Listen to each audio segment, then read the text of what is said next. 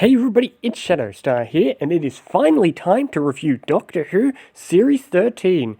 Oh boy, it's been a while, and I can finally say it's good to be back.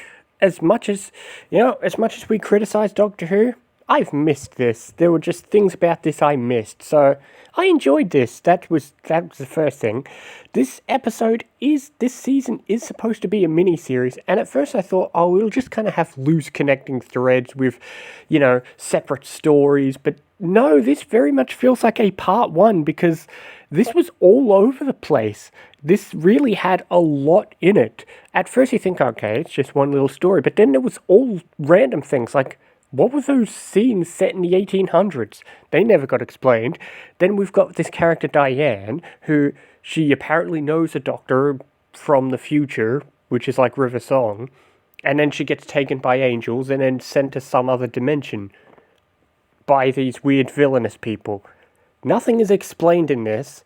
Wait, what was her name? Diane? Claire? Her name was Claire. And then, yeah, we have a weeping angel, which just shows up, takes her, and then that's that. It's not a weeping angel plot, it's just here. Sontarans are here, although as far as I can see, they're going to play more of a factor into next episode. And then, of course, we've got the new companion who, he's just Graham 2.0. Not that I'm complaining, because I absolutely love him. He seems to be fun so far. He's the exact type of companion we needed. But, yeah, I mean, that trick-or-treat scene was great. You know, at first it's like, oh, it's just kids.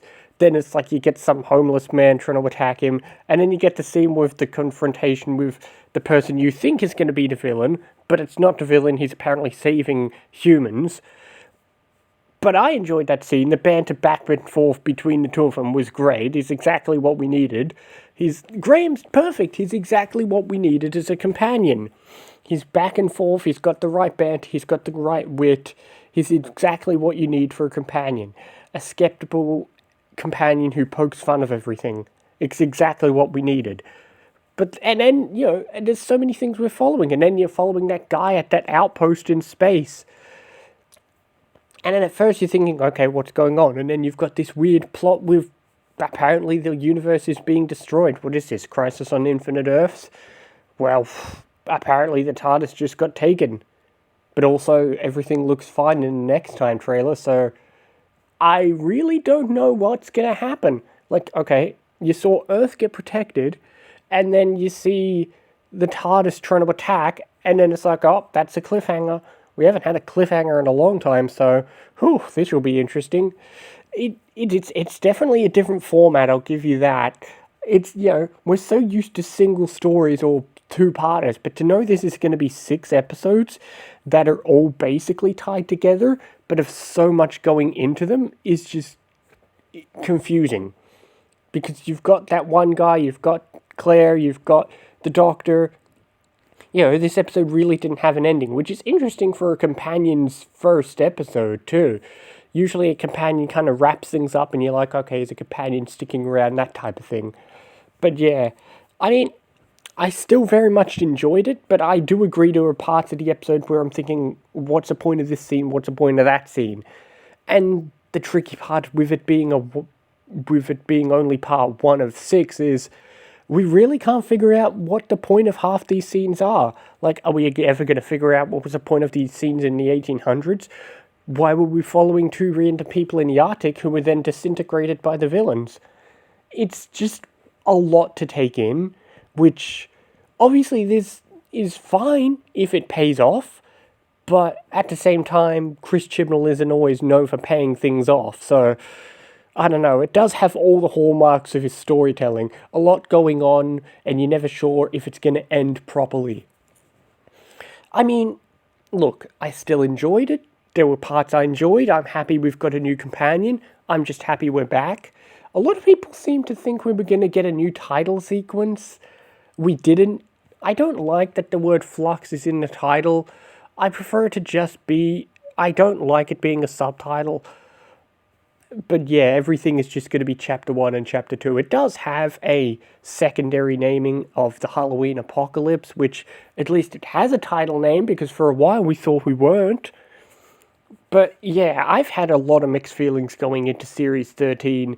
They've changed the format a lot, which is going to be weird, but we'll see. Maybe that'll make things interesting. And it's only 6 parts for this season, and then we've got 3 parts next year, which is the end of the 13th Doctor. So yeah, this will be interesting, that's for sure. It's really hard to rank this episode because it's a part 1 and there's a lot going on. Now, on one hand, all those things could come back. On the other hand, it does leave you thinking, feeling lost, or thinking, what's the point of this scene? Is this scene dragging on? Why are we following this character or that character? Like, this was definitely nothing we expected, that's for sure. Granted, I didn't know what we expected, but if I give it any highlight, the highlight is we got the new companion of Dan. He was a great character from start to finish. And it's got a cliffhanger that at least makes you want to see the next episode. So I'm going to give it a 7.5, which is rather average by our standards. I mean, I enjoyed it, but I also felt lost, and it's really hard to say, oh, this was a big episode. I mean, it is a big episode, but I also didn't care for a lot of things. Like, the most exciting part is the new companion. The Doctor's just being the Doctor, she's alright. Yaz, I really don't care for. I feel like she stepped up a little bit in that scene where she saved Dan. Like, okay, she got to have a good moment there, so I feel like that was a highlight for Yaz, but otherwise, Yaz was not the companion I cared about keeping, but whatever, we've got her. At least we've got Dan. But yeah, anyway, I enjoyed this episode. This has been a nice quick review.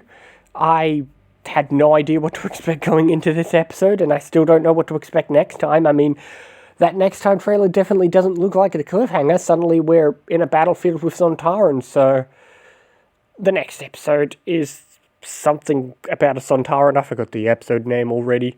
It'll be interesting, that's for sure. I am curious how this cliffhanger is going to resolve, but I know Chibnall, and I bet it's going to do that thing where it cuts away, which I really hate. I don't know. Also, something is going on with the TARDIS and it's breaking down. Could that be connected? We have no idea. This has been a very tricky review because everything's disconnected, and hopefully it all gets connected. Anyway, I will see you next week for more Doctor Who reviews and other things as well. See you next time, guys.